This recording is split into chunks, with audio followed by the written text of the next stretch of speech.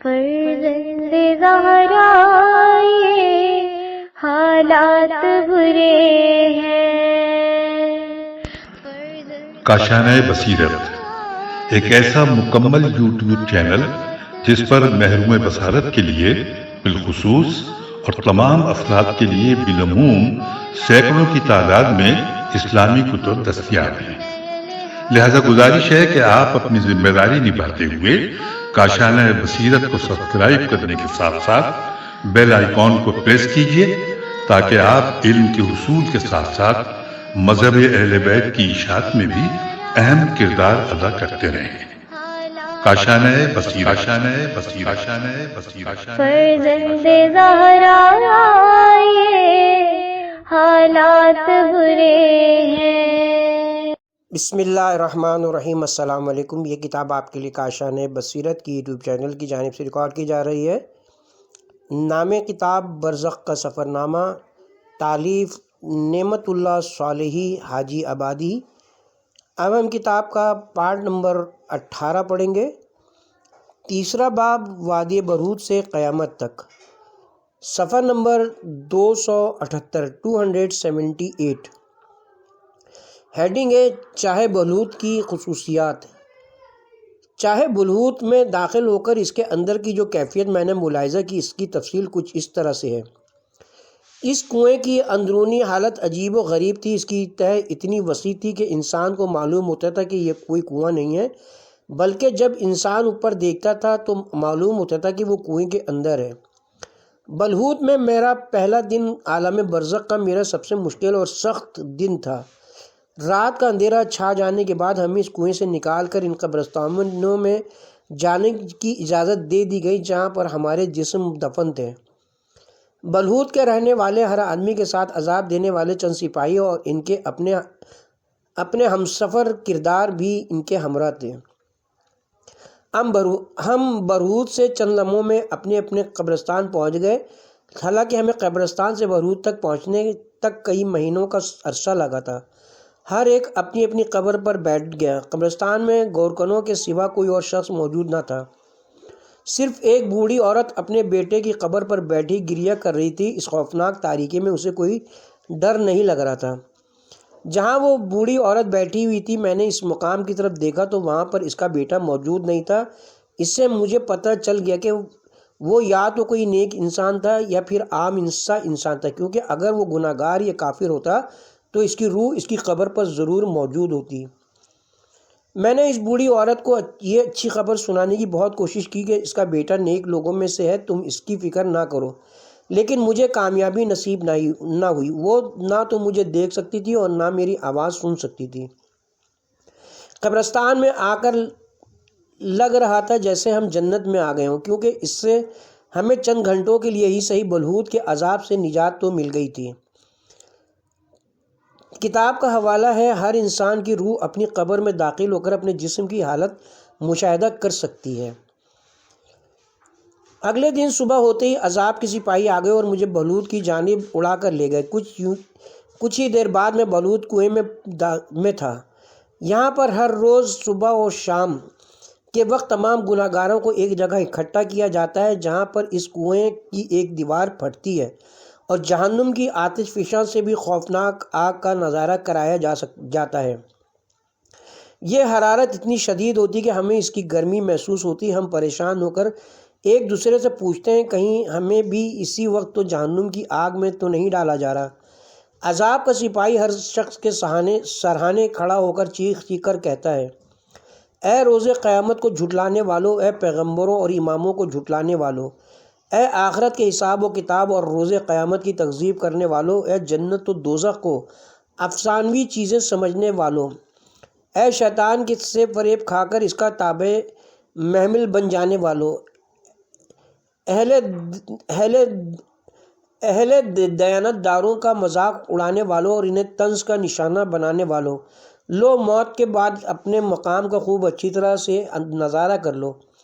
اے دنیا کی زندگی میں مگن اور اس کی رنگینیوں میں گم ہو جانے والوں، تم سمجھتے تھے کہ یہ دنیا تمہاری تمام آرزوؤں کو پورا کر دے گی، اب ذرا اپنے برے اعمال کا انجام دیکھ لو۔ شاعر کی نصیحتیں۔ اس کے بعد ہمیں زبردستی خون اور غلاظتوں سے مرکب پگھلی ہوئی دھات کا شربت پلایا جاتا ہے۔ مجھے ہر روز اپنا کوئی دوست یا واقف ملتا تو ہم آپس میں باتیں کر کے اپنے دل کا بوجھ ہلکا کر لیتے۔ ایک دن میں نے ایک بہت ہی غمزدہ شخص کو دیکھا جو ایک کونے میں بیٹھا رہتا اور کسی سے کوئی بات نہیں کرتا۔ میں نے آگے جا کر اس سے پوچھا کہ تم ہر وقت اکیلے کیوں رہتے ہو اور کسی سے کوئی بات نہیں کرتے؟ اس نے جواب دیا کہ مجھے کفریہ اشعار کی وجہ سے یہاں لایا گیا۔ میں ندامت و شرمندگی کی وجہ سے سارا دن خود کو کوستا رہتا ہوں کہ میں کتنا احمق اور بے وقوف تھا جو شیطان کے بہکاوے میں آ گیا۔ میں نے کہا آخر تم نے ایسا کون سا شعر کہہ دیا تھا؟ اس نے کہا میرے اشعار عالم برزخ کے بارے میں ایک پیام کی صورت میں تھے۔ میں نے اپنے اشعار میں کہا تھا کہ جو کرنا چاہتے ہو کر گزرو، اس دنیا کے بعد آگے کچھ نہیں ہے۔ برزخ تو ایک خاموش اور بے جان علاقہ ہے۔ جو کچھ ہے اس دنیا میں ہے، برہوت میں مکمل خاموشی اور سکون ہے۔ میں نے کہا اچھا تو یہ منحوس اشعار تمہارے تھے؟ اس نے کہا ہاں، یہ کفریہ اشعار میرے کہے ہوئے ہیں۔ میں نے کہا تجھ پر خدا کی لعنت ہو اور تیرے عذاب میں اور اضافہ ہو۔ تم نے کہا تھا یہاں کی دنیا خاموش اور پرسکون ہے، لیکن یہاں تو ہر طرف آگ پھیلی ہوئی ہے۔ یہاں پر گہرے سکوت کی بجائے نہ رکنے والی آہو فغاں، گریہ و زاری اور دلخراش چیخیں ہی چیخیں ہیں۔ بیچارے شاعر نے کہا اے بندہ خدا، مجھ پر لعنت نہ بھیجو، میری ملامت مت کرو، میرے زخموں میں مزید نمک پاشی نہ کرو۔ میں تو سوچ بھی نہیں سکتا تھا کہ میرے اشعار والے برہوت کی اصل حقیقت اس طرح سے ہوگی۔ اب یہاں آ کر مجھے معلوم ہوا کہ انبیاء اعظام اور ائمہ معصومین علیہ السلام نے عالم برزخ کے بارے میں جو کچھ فرمایا تھا وہ مکمل درست ہے، اور جو کچھ میرے ذہن میں تھا وہ بے بنیاد اور غلط تھا۔ دنیا میں ہم مسلسل اپنی موت کی جانب رواں دواں تھے، ہمسایوں کی موت کا مشاہدہ کرتے اور انہیں قبر تک پہنچا کر وہاں دفن کر کے لوٹ آتے، لیکن کبھی بھی ہمیں اپنی موت کا خیال نہ آیا کہ ایک دن ہم نے بھی مرنا ہے۔ ہم ہر روز خدا کی تخلیق کی عظمت و بزرگی کا مشاہدہ کرتے، آسمان کی وسعتوں کو دیکھتے، زمین کی لامحدود حدوں کو دیکھتے، پہاڑوں کی بلندی کا نظارہ کرتے، چاند سورج کی گردش کا مشاہدہ کرتے، لیکن ان کے مقصد تخلیق اور ان کے خالق کے بارے میں غور و فکر نہ کرتے۔ اس کے بعد اس شاعر نے میری جانب منہ کر کے کہا اللہ تعالیٰ نے بہترین اور انتہائی ہمدرد قسم کے روحانی طبیبوں کو ہمارے لیے مابعوث فرمایا۔ حضرت محمد صلی اللہ علیہ وسلم مریض کے پاس خود چل کر جانے والے اور انتہائی شفیق طبیب تھے۔ وہ بیمار انسانوں کو غفلت اور گمراہی جیسی روحانی بیماریوں سے باخبر کرتے اور انسانوں کی ان بیماریوں سے تندرستی اور صحت و سلامتی کے بارے میں کوشاں رہتے ہیں۔ لیکن ہم جاہل اور متکبروں نے کبھی بھی آپ صلی اللہ علیہ وسلم کے شفا بخش نسخے سے مستفید ہونے کی سنجیدہ کوشش نہ کی کہ ہمیں ان مہلک بیماریوں سے شفا مل جاتی۔ ہم نے اس جہان فانی سے رخت سفر باندھنے والے انسانوں سے کبھی بھی عبرت حاصل نہ کی، بلکہ دیگر ہزاروں انسانوں کی طرح مکمل طور پر شیطان کی پیروی میں لگے رہے۔ ہم بدبخت اور روسیہ لوگ اگر کچھ ہوشیاری سے کام لیتے تو ہمیں موت کے بعد اس خطرناک عذاب کا سامنا نہ کرنا پڑتا۔ اگر ہم عقل مند ہوتے تو ہم موت، عالم برزخ اور قیامت کی یاد سے اپنی نفسانی خواہشات پر قابو پاتے اور جہالت سے نجات پا لیتے۔ ان حقائق کی یاد ہمیں اللہ کی رحمتوں کے بارے میں پوری امید کر دیتی اور ہمارے دل میں خدا کی عبادت اور بندگی اور تقویٰ کی کرن روشن ہو جاتی۔ اگر ہم فہم و شعور کے حامل ہوتے تو عزیز و اقارب کی موت سے ہمارے طمع اور حرص میں کمی ہوتی اور ہم دنیا کے حقیر اور پست ہونے کا بخوبی ادراک کر لیتے۔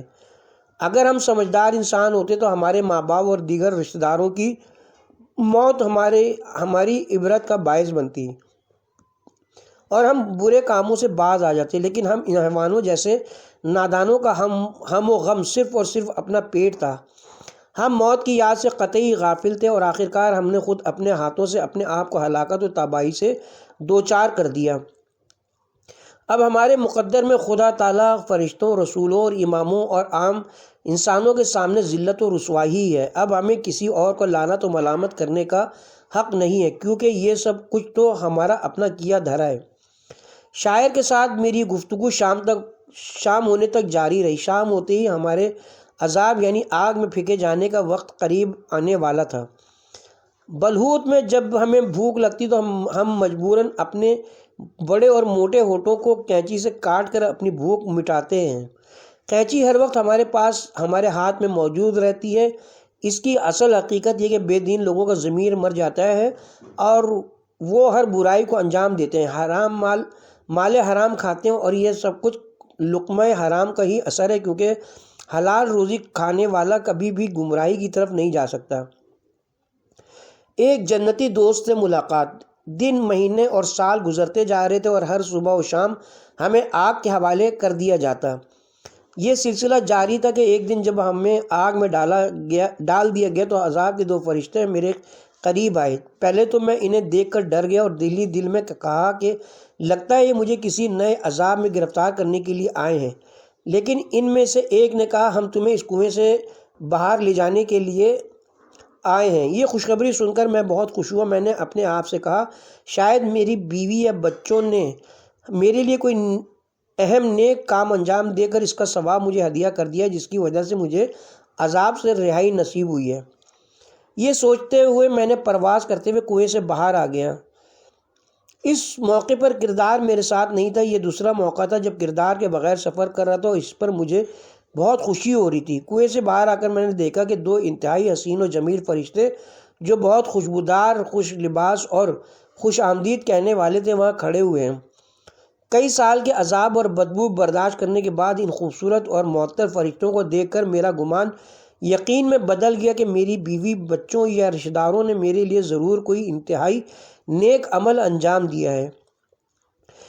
ان 2 حسین و جمیل اور معطر فرشتوں نے مجھے عذاب کے فرشتوں سے اپنی تحویل میں لیا اور کہا کہ ہمارے پیچھے پیچھے پرواز کرو۔ میں خوشی میں ڈوبا دل میں دعا مانگ رہا تھا کہ اس کے ساتھ میری پرواز مدتوں جاری رہے، لیکن تھوڑی دیر بعد ہم ایک نہایت سرسبز اور خوبصورت علاقے میں پہنچ گئے۔ وہ فرشتے وہاں رک گئے اور انہوں نے مجھ سے کہا اے فلاں، یہ وادی السلام ہے، یہ رحمت کی وادی ہے، یہ برزخی جنت ہے اور آخرت کی جنت کی ایک جھلک ہے۔ یہاں پیغمبروں، اماموں اور نیکوکاروں کی ارواح سکونت پذیر ہیں۔ میں نے خوش ہو کر پوچھا اے اللہ کے فرشتوں، ایسا کیا واقعہ رونما ہوا ہے جو تم مجھے یہاں لے آئے ہو؟ کہاں وادی برہوت اور چاہے بلوت، اور کہاں وادی السلام اور برزخی جنت؟ کیا میرے عذاب کی مدت ختم ہو چکی ہے؟ انہوں نے جواب دیا نہیں، یہ تمہاری جائے قیام نہیں ہے، تمہارا ٹھکانہ وہی ہے جہاں تم اب تک تھے۔ ہم تمہارے ایک جنتی دوست کی درخواست پر تمہیں یہاں لائے ہیں۔ یہ بات کرتی فرشتے وہاں سے غائب ہو گئے اور اب میں وہاں تھنا کھڑا تھا۔ آہستہ آہستہ میری آنکھیں کھل رہی تھیں اور میرے اطمینان و سکون میں اضافہ ہوتا جا رہا تھا۔ یہاں کا موسم بہت خوشگوار تھا، یہاں کے درخت انتہائی دیدہ زیب اور پھول بہت پر رونق اور حسین تھے۔ آخر میرے انتظار کی گھڑیاں ختم ہوئی۔ مجھے دور سے بہت ہی نورانی صورتوں والے 3 آدمی اپنی جانب آتے ہوئے دکھائی دیے۔ وہ آہستہ آہستہ میری جانب آ رہے تھے۔ جب وہ میرے قریب آ گئے تو میں نے ان میں سے ایک شخص کو پہچان لیا۔ یہ میرا مومن، دیندار، متقی اور نماز کا پابند دوست تھا۔ یہ ہمیشہ مجھے نماز کی تلقین کیا کرتا تھا۔ یہی وہ نجات کا فرشتہ تھا جس نے میری زندگی میں مجھے گناہوں اور برائی اور بے حیائی کی گرداب سے بچانے کی سرتوڑ کوشش کی۔ یہ شخص کئی سال تک شب و روز مجھے گناہ اور بے دینی سے محفوظ رکھنے کی کوشش کرتا رہا۔ یہ شخص مختلف بہانوں سے مجھے اپنے گھر لے جاتا اور مجھے تقویٰ اور پاک دامنی کی نصیحت کرتا۔ اسے جب بھی موقع ملتا میرے گھر آتا اور اپنے اچھے کردار اور اخلاق سے مجھ میں کوئی مثبت تبدیلی لانے کی بھرپور جدوجہد کرتا۔ یہ وہی شخص تھا جو نماز کے اول وقت اور نماز جمعہ کے وقت میرے گھر پر دستک دیتا اور مجھے نماز کے لیے جانے کی دعوت دیتا۔ یہی شخص مجھے آئے دن تفسیر، وعظ و نصیحت، مجلس عزا اور دینی احکام کی محافل و مجالس اور اسلامی دروس میں جانے کی دعوت دیتا، لیکن میں کسی نہ کسی طرح اسے جان چھڑا لیتا۔ یہ اتنی کوشش کرنے کے باوجود مجھے راہ راست پر لانے میں ناکام رہا۔ کسی نے کیا خوب کہا ہے، اگر فقیر خود ہی نکما ہو تو دینے والے کا کیا قصور ہے۔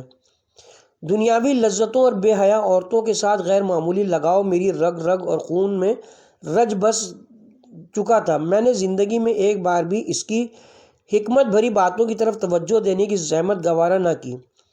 یہ میرا ایک سچا دوست تھا جو بار بار مجھ سے کہتا اے فلاں، اپنی صحت و سلامتی اور مال و دولت پر اتنا نہ اتراؤ، وہ وقت زیادہ دور نہیں جب تمہاری آنکھوں پر چڑھا یہ پردہ اٹھ جائے گا، پھر تم یہ پچھتاؤ گے، لیکن اس پچھتاوے کا کوئی فائدہ نہ ہوگا۔ اپنے اس عزیز دوست کا حسین و جمیل و نورانی چہرہ دیکھ کر اس کی تمام نصیحت بھری باتیں اور اس کا نیک کردار میری نظروں کے سامنے مجسم ہو گیا۔ اپنے اس دوست کو دیکھ کر مجھے جس کرب و درد کا احساس ہو رہا تھا وہ بلہوت کے عذاب سے کہیں زیادہ تھا، کیونکہ بلہوت میں ان لوگوں کے ساتھ رہتا تھا جو یا تو مجھ سے زیادہ گناہ گار تھے یا پھر میری طرح کے تھے، لیکن اس وقت مجھے اپنا وہ دوست نظر آ رہا تھا جو بڑے جاہ و جلال سے انتہائی خوبصورت فرشتوں کی ہمراہی میں میرے سامنے جلوہ افروز تھا۔ اس سے بڑھ کر جب اس نے مجھے اپنے مقام و مرتبے اور اسے نصیب ہونے والی بے شمار نعمتوں سے آگاہ کیا تو میرے اندر کی ندامت و پشیمانی کا شعلہ آسمان سے باتیں کرنے لگا، لیکن افسوس اور صد افسوس کہ اب بہت دیر ہو چکی تھی۔ اس کی نظر مجھ پر پڑی تو اس نے کہا، اے میرے درماندہ دوست، تمہیں میری درخواست پر یہاں لایا گیا۔ تمہیں یاد ہے کہ میں نے دنیا میں کتنی کوشش کی کہ تمہارا یہ انجام نہ ہو، لیکن میری کسی بات کا تجھ پر کوئی اثر نہ ہوا۔ جس کا دل ہی گناہوں کی وجہ سے سیاہ ہو جائے اس پر کوئی واعظ و نصیحت اثر نہیں کرتی، کیونکہ پتھر کے اندر لوہے کی کیل بھی نہیں جاتی۔ اپنے اچھے اور دردمند دوست کی باتیں سن کر میرے آنکھوں سے بے اختیار آنسو بہنے لگے اور میں نے روتے ہوئے اس سے التجا کی کہ وہ مجھے کسی طرح عذاب سے بچا لے۔ اس نے مجھے تھوڑی بہت تسلی دے کر کہا، زیادہ پریشان مت ہو، تمہاری اولاد نیک ہے، ہو سکتا ہے وہ اپنی زندگی کے دوران تمہارے لیے نیک اعمال انجام دیں جس سے تیرے عذاب میں کمی آ جائے۔ اس کے بعد اس نے کہا، اگر خدا نے چاہا تو میں بھی تمہارے بچوں کے خواب میں جانے کی کوشش کروں گا تاکہ انہیں تمہاری حالت سے باخبر کروں اور کہوں کہ تمہارا باپ تمہارے صدقات و خیرات اور نیک اعمال کا بہت زیادہ محتاج ہے۔ علاوہ ازیں خدا تعالیٰ بھی یہ نہیں چاہتا کہ اس کا کوئی بندہ عذاب میں مبتلا رہے۔ وہ رحیم و کریم ہر وقت اپنے گناہ گار اور نافرمان بندوں کو کسی نہ کسی بہانے سے معاف کرنے کے در پہ رہتا ہے۔ حالانکہ بہت سے انسان ایسے ہوتے ہیں جو ہمیشہ دوسروں کو ذلیل کرنے کا موقع ڈھونڈتے رہتے ہیں۔ اس کے بعد اس نے شہادت کا درجہ پانے والے دیندار اور باتقوا دوستوں، پیغمبروں، اماموں اور اللہ کے نیک بندوں کے ساتھ ملاقات اور خدا کی طرف سے اسے عطا ہونے والے مقام و منزلت کے بارے میں بتایا اور کہا، اے میرے مسکین دوست، یہاں پر مجھے جو سب سے بڑی نعمت حاصل ہے جس سے میں کیف و سرور میں آ جاتا ہوں وہ یہ کہ میں ہر وقت اپنے خدا کا شکر ادا کرتا ہوں کہ اس نے مجھے ہدایت پا جانے والوں میں سے قرار دیا اور تیری طرح گمراہ اور بے دین نہیں بنایا کہ جس کا انجام بلہوت ہے۔ اور قیامت کے دن بھی تمام شہداء مومنین کے سامنے ذلت و رسوائی تمہارا مقدر بنے گی، اور پھر آخرکار تم ذلیل و خوار ہو کر اپنے ہاتھوں سے بنائے ہوئے جہنم میں پھینک دیے جاؤ گے، وہ جہنم جس کے بارے میں تمہیں نہیں معلوم کہ کب تک اس میں رہو گے اور اس کا عذاب کیسا اور دردناک ہوگا۔ صفحہ نمبر 287، شہداء کی رہائش گاہوں کا دیدار۔ میرے دوست نے کہا، میں تمہیں ایک قابل دید جگہ پر لے جانا چاہتا ہوں، تمہیں ایک ایسے باغ میں لے جاؤں گا جسے دیکھ کر تم حیران ہو جاؤ گے۔ میں تمہیں شہداء کے ایک باغ میں لے جاؤں گا تاکہ اسے دیکھ کر تمہاری حسرت و ندامت میں اور اضافہ ہو اور تمہیں اچھی طرح سے معلوم ہو جائے کہ تم کتنے گھاٹے میں رہے ہو اور کتنی نفع بخش نجات سے محروم ہو گئے ہو۔ ہم چلتے چلتے ایک دروازے کے قریب پہنچے جس پر یہ تحریر لکھی ہوئی تھی، شہدائے راہ حق و صداقت کی رہائش گاہ۔ میرے دوست نے اس دروازے پر دستک دی، تھوڑی دیر بعد دروازہ کھول دیا گیا۔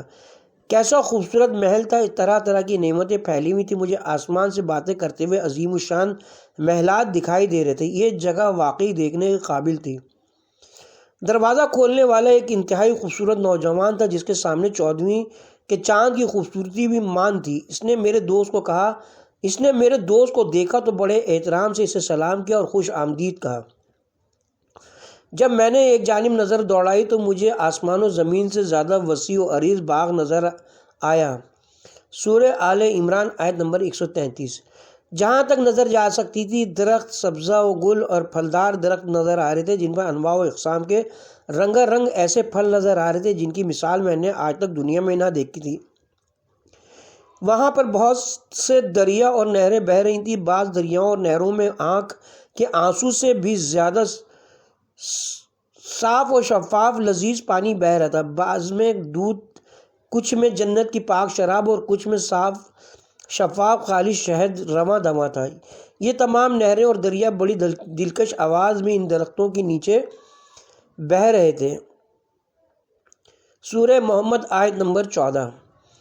میں نے دروازہ کھولنے والے اس نوجوان سے پوچھا، کیا ان بہتی نہروں اور درختوں سے مالا مال اتنا وسیع و عریض باغ تمہارا ہے؟ اس نے کہا، نہیں، یہ میرا نہیں ہے، میں تو اس باغ کے مالک کے ہزاروں نوکروں میں سے ایک نوکر ہوں، جن میں سے ہر ایک کو اللہ تعالیٰ نے مخصوص کام سونپ رکھا ہے۔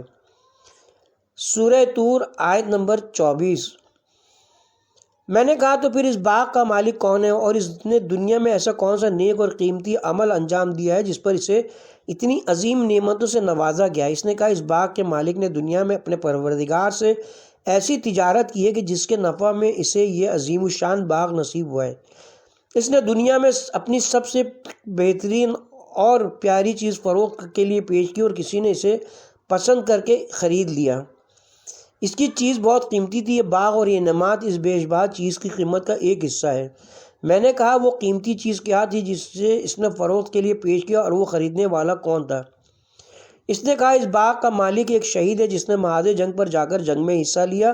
وہ قیمتی چیز جو اس شہید کی قیمتی اور پاک جان تھی جسے اس نے فروخت کے لیے پیش کیا اور اس کی خریدار پروردگار عالم کی ذات والا صفات ہے، اور یہ باغ و دیگر نعمتیں خدا کی طرف سے دی جانے والی قیمت کا ایک حصہ ہیں۔ سورہ توبہ کی آیت نمبر 110 سے اقتباس۔ مجھے اس شہید کے مقام و منزلت پر بے انتہا رشک آیا اور اپنی بدبختی اور بیچارگی پر سخت ندامت اور حسرت ہوئی کہ آخر میں دیگر لوگوں کی طرح محاذ پر کیوں نہ گیا کہ مجھے بھی یہ مقام و منزلت نصیب ہو جاتی۔ محلات کا نظارہ۔ میرے دوست نے کہا، چلو آؤ تمہیں بعض نیک مومنین کے محلات بھی دکھا دوں تاکہ تمہیں اللہ کی طرف سے اپنے نیک بندوں کو عطا کی جانے والی بے پناہ نعمتوں اور انہیں حاصل ہونے والے مقام و منزلت کا بھی اندازہ ہو جائے اور خود اپنی بختی اور گھاٹے کا بھی بخوبی پتہ چل جائے۔ اس پر اس نے میرا ہاتھ تھاما اور ہم ایک محل کی جانب روانہ ہو گئے۔ یہ نہایت سرسبز و شاداب باغ تھا جس میں کیلے، انار، انگور اور انجیر وغیرہ کے درخت لگے ہوئے تھے۔ سربا فلک عمارات نظر آ رہی تھیں اور ہر طرف دلوں کو جلا بخشنے والے بہشتی نغموں کی آواز پھیلی ہوئی تھی۔ کتاب کا حوالہ ہے بحار الانوار، جلد نمبر 33، صفحہ نمبر 547، باب نمبر 30، روایت نمبر 720۔ سبز زمرد اور سرخ یاقوت سے بنے ان دلکش محلات کی سونے اور چاندی سے تزئین کی گئی تھی۔ ہر عمارت میں حسین و جمال کے کئی پہلو تھے جو آنکھوں کو خیرہ کر رہے تھے۔ یہاں پر مجھے اپنے اور دیگر لوگوں کے دنیاوی محلات و کوٹھیاں یاد آ گئیں۔ میں نے بے قابو ہو کر چیخ کر کہنا شروع کر دیا کہ اے دنیا کے محلات، کوٹھیوں اور بنگلوں میں رہنے والے لوگوں، کہاں ہو تم لوگوں کے اس خون پسینے سے جو بڑی بڑی عمارتیں بنا کر اس پر فخر کیا کرتے تھے؟ اب تمہاری عالیشان عمارتیں تو تباہ و برباد ہو چکی، لیکن تمہارے ظالمانہ اور برے اعمال کی اپنی جگہ پر باقی ہیں۔ اے ظالموں کہاں ہو؟ اے سرکشوں اور اے نافرمانوں کہاں ہو؟ آج دیکھ لو کہ خدا کے تمام وعدے سچے ہیں اور نیک لوگوں کا اجر ضائع نہیں ہوتا۔ سورہ آل عمران آیت نمبر 171۔ دنیا کے بے گھروں اور معمولی مکان میں رہنے والوں کو یہاں عظیم الشان محلات سے نوازا جاتا ہے۔ یہاں پر ہر نیک مومن کو جنت کے 70 محلات عطا کیے جاتے ہیں۔ ان میں سے ہر محل کی وسعت دمشق اور صنعا یمن کا دارالحکومت کی درمیانی مسافت کے برابر ہے اور ان کے اطراف میں نور ہی نور پھیلا ہوا ہے۔ ہر محل کے 70 دروازے ہیں، ہر دروازے پر سونے کی تاروں سے بنا ہوا پردہ آویزاں ہے۔ ہر محل میں 70 کمرے ہیں اور ہر کمرے میں 70 ایسے پلنگ لگائے گئے ہیں جن کے زبرجد کے پایوں پر زمرد کے نقش و نگار کی کندہ کاری کی گئی ہے۔ ہر پلنگ پر 40 نرم و نازک گدے بچھائے گئے ہیں، جن میں سے ہر گدے کی لمبائی 40 ضرب فٹ ہے۔ یعنی 40 فٹ ہے۔ ہر پلنگ پر جنت کی ایک حور جو اپنے شوہر سے بے حد پیار کرنے والی ہے سج دھج کر بیٹھی ہوئی ہے۔ کتاب کا حوالہ بحار الانوار جلد نمبر 100 صفحہ نمبر 12 باب نمبر 1 روایت نمبر 27۔ میرے دوست نے مجھے ایک اور محل دکھایا جو ایک عدد بڑے یاقوت کو تراش کے بنایا گیا تھا۔ جب ہم اس کے قریب پہنچے تو میں نے دیکھا اس محل کی ساخت ایسی کہ شدید روشنی کی وجہ سے اس کے اندر سے اس کا بیرونی حصہ اور اس کے بیرونی حصے سے اس کا اندرونی حصہ صاف دکھائی دیتا ہے۔ میں نے پوچھا یہ اتنا خوبصورت اور عظیم الشان محل کس کا ہے؟ اس نے کہا کہ یہ محل ان لوگوں کو نصیب ہوتا ہے جن میں مندرجہ ذیل خوبیاں موجود ہوں۔ نمبر 1 جو اچھی اور پسندیدہ باتیں کریں۔ نمبر 2 پابندی سے روزہ رکھتے ہوں۔ نمبر 3 بھوکوں کو کھانا کھلائیں۔ نمبر 4 وہ لوگ جو راتوں کو جبکہ دیگر لوگ محو خواب ہوں خدا کی یاد بندگی اور نماز تہجد بجا لائیں۔ بحار الانوار جلد نمبر 8 صفحہ نمبر 176 باب نمبر 23 روایت نمبر 129 نقل از تفسیر نعمانی۔ نیک دوست التجا۔ یہ سب کچھ دیکھ کر میں خود پر قابو نہ رکھ سکا اور میں نے بلند آواز میں گریہ کرتے ہوئے اپنے دوست سے التجا کی کہ اے میرے رحم دل دوست، اے میرے شفیق دوست، میرے ہمدرد بھائی، تمہیں اللہ تعالیٰ کے ہاں بہت مقام و منزلت حاصل ہے۔ تم اللہ تعالیٰ کے حضور درخواست کر کے مجھے معافی لے دو۔ خدا کی قسم میں اب تک بہت سخت عذاب سے گزر چکا ہوں۔ میں نے بہت سی اذیتیں برداشت کی ہیں۔ میں بہت سی بھیانک چیزوں کا مشاہدہ کر چکا ہوں اور بہت خطرناک راستوں پر سفر کی صعوبتیں سہ چکا ہوں۔ اے میرے پیارے دوست، تمہیں کیا معلوم کہ ملک الموت کتنے خوفناک حلیے میں میری روح قبض کرنے آیا؟ تمہیں کیا معلوم کہ میں نے راستے میں کس طرح کے خطرناک اور خوفناک جانوروں کا سامنا کیا ہے؟ کاش تمہیں معلوم ہوتا کہ مجھے سرب فلک کشیدہ کتنے اور اونچے پہاڑوں سے نیچے گرایا گیا ہے۔ کاش تمہیں معلوم ہوتا کہ میں بلوت میں کس قسم کے لوگوں کے ساتھ رہتا ہوں کہ جن کا دیکھنا ہی بہت بڑا عذاب ہے۔ کاش تم جان سکتے کہ میں نے اب تک کتنی خوفناک، بدصورت اور غلیظ بدبو کی حامل مخلوقات کو دیکھا ہے۔ تمہیں خدا کا واسطہ، تمہیں تمام انبیاء اور اولیاء علیہ السلام کا واسطہ، تمہیں ہماری دنیا والی دوستی کا واسطہ، خدا تعالیٰ کی بارگاہ میں میری شفاعت کر دو کہ وہ مجھے معاف کر دے، میری خطاؤں سے درگزر کر دے، اپنے فضل و کرم سے مجھے بخش دے اور مجھے مزید ذلیل و رسوا اور عذاب میں گرفتار نہ کرے۔ میرے دوست نے جواب میں کہا اے ہمارے قدیم دوست، میں تمہاری شفاعت نہیں کر سکتا، کیونکہ شفاعت ان لوگوں کے لیے فائدہ مند ہوتی ہے جنہوں نے ایسے گناہ نہ کیے ہوں جن سے ان کا ایمانی ختم ہو جائے اور وہ کافر بن جائیں۔ تمہارے گناہ ان تمام حدود کو پار کر چکے ہیں، تم کفر کی سرحدوں تک پہنچ چکے ہو۔ اس کے بعد اس نے صاف و شفاف پانی میرے منہ پر چھڑکا اور کہا اے میرے پرانے دوست، تمہیں یہ بات اچھی طرح سے معلوم ہونا چاہیے کہ یہاں پر کوئی بھی کافر کی شفاعت نہیں کرے گا، کیونکہ تم دنیا میں روز قیامت کی بابت کافر تھے، یعنی اس کے انکاری تھے، لہٰذا میں بھی تمہاری شفاعت نہیں کر سکتا۔ تم مجھ سے ایسا تقاضا مت کرو جس کا پورا کرنا میرے بس میں نہیں ہے۔ اس بات نے میری رہی سہی امیدوں پر پانی پھیر دیا، اس لیے کہ جب سے اس نے مجھے بلوت سے نکلوا کر اپنے ہاں بلوایا تھا، مجھے یہی امید تھی کہ وہ اپنے مقام و مرتبے سے فائدہ اٹھا کر مجھے برزخی جہنم سے نجات دلانے میں کامیاب ہو جائے گا۔ اسی لیے میں نے اس کی طرف دیکھ کر کہا اگر ایسا تھا تو تم نے مجھے یہاں کیوں بلوایا؟ اس لیے بلوایا تھا کہ میں تمہارا مقام دیکھ کر اور جلوں اور میرے اندر کی آگ مزید شعلہ ور ہو جائے۔ تم نے مجھے اپنے مقام و منزلت سے کیوں آگاہ کیا ہے؟ اس برزخی جنت، اس کے پھلوں اور طرح طرح کی غذائیں کیوں دکھائی ہیں؟ جنت کی حوریں، محلات، نرم نرم بستر اور سرسبز و شاداب باغات کیوں دکھائے ہیں؟ اس نے کہا اے پیارے دوست، یہ جو تم نے بلہوت کے عذاب سے نکل کے میرے پاس چند گھنٹے گزارے اور حسین و جمیل مناظر کا نظارہ کیا، اس خاطر تھا کہ تم دنیا میں کچھ عرصہ میرے دوست رہے اور اس دوران تم نے میرے ساتھ کوئی بے احترامی یا برا سلوک نہیں کیا۔ تمہاری مجھ سے یہ ملاقات اس دوستی اور احترام کے ثواب کے طور پر تھی۔ میں نے آخری بار اس سے التجا کرتے ہوئے کہا اچھا تو کم از کم چند گھنٹے مزید مجھے یہاں گزار لینے دو تاکہ ان خوبصورت مناظر سے کچھ دیر مزید لطف اندوز ہوں۔ اس نے میرے بات پر کوئی یقین دھیان نہ دیا اور وہاں سے چلا گیا۔ اس کے جاتی عذاب کے 2 فرشتے آ گئے اور انہوں نے کہا جلدی کرو، تمہاری واپسی کا وقت ہو چکا ہے۔ میں بھی مجبور ہو کر غمناک آنکھوں اور غمزدہ دل کے ساتھ وادی السلام سے رخصت ہوا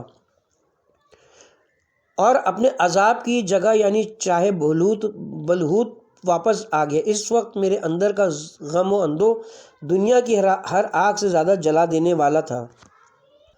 درد بھری نصیحتیں۔ میرے جس دوست نے مجھے وادی السلام میں ملاقات کے لیے بلوایا تھا، اسے پروردگار نے ایسا عظیم مقام و مرتبہ عطا فرمائے تھے کہ نہ تو دنیا کا کوئی قلم اس کی حقیقت بیان کر سکتا ہے اور نہ ہی کسی کے ذہن میں اس کے مقام و منزلت کے کما حق ادراک کی تاب ہے۔ ادھر ہم بدبختوں کی بلوط میں زندگی یہ حالت ہے کہ ہر روز ایک نیا عذاب ہوتا ہے۔ عذاب دینے والے سپاہی ہر روز پہلے سے زیادہ خوفناک شکل و صورت میں ظاہر ہوتے ہیں۔ اے مجھے حاضر کرنے والے، میں اپنی آخری باتیں تجھ سے مخاطب کر رہا ہوں اور تم ان باتوں کو اہل زمین تک پہنچا دو۔ انہیں یہ بات معلوم ہونا چاہیے کہ ہم ہر لمحہ موت کی جانب رواں دواں تھے۔ ایک زمانہ تھا جب ہم زرق و برق اور مال و دولت کے مالک تھے، لیکن در حقیقت ہم دوزخ کی جانب سفر کر رہے تھے اور آخرکار زمین نے ہمیں نگل لیا۔ اے میرے حالات کا مطالعہ کرنے والے، سن لو کہ قبر ہمارے جسموں کے گوشت کو ہڑپ کر گئی، جونک کی طرح ہمارا خون چوس گئی اور اس نے ہماری ہڈیوں کو خاک میں تبدیل کر دیا۔ قبر کی پہلی رات میں ہی ہمارا بدن اس طرح خشک اور ٹھنڈا ہو چکا تھا کہ اس میں ہلنے جلنے کی بھی سقت باقی نہ تھی۔ ہم ایسے غائب ہوئے کہ اب قیامت تک ڈھونڈنے سے بھی نہ ملیں گے۔ اب کوئی حادثہ یا واقعہ ہمیں پریشان یا شادمان نہیں کر سکتا۔ اب تو ہمیں بادلوں کی گرج اور آسمانی بجلی کی زوردار کڑک بھی سنائی نہیں دیتی۔ اب ہم موسم سرما کی سردی اور موسم گرما کی گرمی بھی محسوس نہیں کرتے۔ ہم ایسے گم گشتہ ہیں کہ کسی کو بھی ہماری بازگشت کا انتظار نہیں اور وہ ہمارے لوٹ آنے کے بارے میں فکر مند نہیں ہیں۔ ہم وہ لوگ ہیں جن کے گھر اور عمارات تو باقی ہیں، لیکن ان کی رونقیں اور محفلوں میں ہمارا وجود نہیں ہے۔ ہم اس سے پہلے ایک دوسرے کے ساتھ ہوتے تھے، ایک دوسرے سے مانوس تھے، آپس میں بولتے چالتے تھے، ہمارا آپس میں آنا جانا لگا رہتا تھا، لیکن اب ایک دوسرے سے روٹھے ہوئے لوگوں کی طرح ایک دوسرے سے دور ہو گئے ہیں۔ ہم آپ لوگوں سے دور نہیں، لیکن ہم تمہارے ساتھ نہ تو بات کر سکتے ہیں، نہ مل جل سکتے ہیں اور نہ باہمی گفتگو کر سکتے ہیں۔ ہم نے ایسا تلخ اور کڑوا جام پیا جس نے ہماری زبان سے گویائی، ہمارے کانوں سے سماعت کو سلب کر لیا اور ہماری حرکات و سکنات کو ختم کر کے ہمیں بے جان بنا دیا ہے۔ ہم تمہاری دنیاوی زندگی کے ہنگاموں سے بے خبر ہیں، ہم ہر قسم کی محبت و الفت سے عاری دوست ہیں۔ ہم ایسے رشتہ دار ہیں جو ایک دوسرے کے ساتھ مہر و محبت کے لیے ایک دوسرے کے پاس نہیں جاتے۔ ہم ایسے رشتہ دار ہیں جن کا آپس میں ہر قسم کا تعلق اور عزیزداری دم توڑ چکی ہے اور ہماری تمام باتیں اپنا اثر کھو چکی ہیں۔ ہم وہ لوگ ہیں جن کے تمام رشتے اور برادریاں ختم ہو چکی ہیں اور اس وجہ سے ہم ایک دوسرے کے پاس ہوتے ہوئے بھی ایک دوسرے سے مکمل بیگانے اور بالکل تنہا ہیں۔ ہم گزشتہ گہری دوستی اور محبت کے باوجود اس وقت ایک دوسرے سے دور ہیں۔ ہمیں نہ تو رات کے روشن ہونے کی امید ہے اور نہ دن کے بعد اندھیری رات کا اندیشہ۔ ہم نے اس دنیا میں آ کر یہاں کے عذابوں اور اذیتوں کو اس سے کہیں زیادہ تکلیف دہ اور دردناک پایا ہے، جیسا کہ ہم زندگی میں ان کے بارے میں سوچا کرتے تھے۔ ہم نے یہاں آ کر اجر و ثواب کو بھی اس سے کہیں زیادہ بڑھ کر دیکھا ہے، جیسا کہ ہم اس دنیا میں اس کے بارے میں سن یا سمجھ رکھا تھا۔ ویسے تو ہمارے آثار مٹ چکے ہیں اور کسی کو ہمارے حالات کی خبر نہیں، لیکن بہت سی تیز بین اور عبرت حاصل کرنے والی آنکھیں اب بھی ہمیں دیکھ سکتی ہیں اور ان کے بصیرت والے کان ہماری آوازیں سن سکتے ہیں۔ ہم ان لوگوں سے کہتے ہیں کہ ہمارے چہرے پر دنیا میں نہایت خوبصورت اور حسین و جمیل تھے۔ ہم ان لوگوں سے کہتے ہیں کہ ہمارے چہرے جو دنیا میں نہایت خوبصورت اور حسین و جمیل تھے اب بہت بھیانک اور بدصورت ہو چکے ہیں اور ہمارے وہ نرم و نازک جسم اب گل سڑ کر بے جان ہو چکے ہیں۔ ہمارے دنیا کے وہ زرق و برق والے لباس تار تار ہو گئے اور اس کی بجائے ہمیں برزخی لباس پہنا دیا گیا ہے جو مسلسل ہمارے جسموں کو فشار دے رہا ہے۔ ڈر اور خوف ہماری میراث ہے، ہمارے نرم و نازک بدن کھردرے اور ناہموار، ہماری حسین و جمیل شکل بھیانک اور بدصورت، اور عذاب و اذیت کی کال کوٹری میں ہمارا قیام بہت طولانی ہو چکا ہے۔ یہاں پر ہماری آنکھیں مٹی سے پر ہو کر اپنی بینائی کھو چکی ہیں، دوسروں کو اذیت پہنچانے کے لیے قینچی کی طرح چلنے والی ہماری زبان ہماری منہ سے باہر لٹک کر ٹکڑے ٹکڑے ہو چکی ہے، اور ہمارے دل ہمارے سینوں میں خاموش اور بے حرکت ہو چکے ہیں۔ ہمارے دل ہمارے سینوں میں خاموش اور بے حرکت ہو چکے ہیں۔ اب نہ تو ہمارا کوئی ایسا ہاتھ ہے جس سے ہم اپنا بچاؤ کر سکیں، نہ ایسے پاؤں ہیں جن کے ذریعے عذاب سے بھاگ کر جان بچا لیں، نہ چیخنے چلانے کو منہ اور زبان ہے، اور نہ ہمارے پاس کوئی دل ہے جس کے ذریعے ہم درد و تکلیف پر آہوزاری کر سکیں۔ یہاں پر ہمارا غم و اندوہ ختم ہونے والا نہیں ہے اور نہ اس میں کسی کمی کے آثار ہیں۔ یہاں ہر روز ہمارے عذاب و اذیت میں اضافہ ہوتا ہے اور یہ سلسلہ قیامت تک جاری و ساری رہے گا۔ پھر 50,000 سال کے طویل قیامت کے دن کو ہمارا حساب کتاب ہوگا اور ہماری اصل سزا وہیں سے شروع ہوگی، مگر یہ کہ خداوند رحیم و رحمان اپنا لطف و کرم فرماتے ہوئے ہمارے گناہوں سے درگزر فرمائے اور ہمیں اپنی رحمت میں شامل فرما لے۔ اس کے ساتھ ہی اب ہم یہاں پہ کتاب کے پارٹ نمبر 18 کا اختتام کرتے ہیں اور پارٹ نمبر 19 کا آغاز اہل زمین کے نام پیغام سے کریں گے۔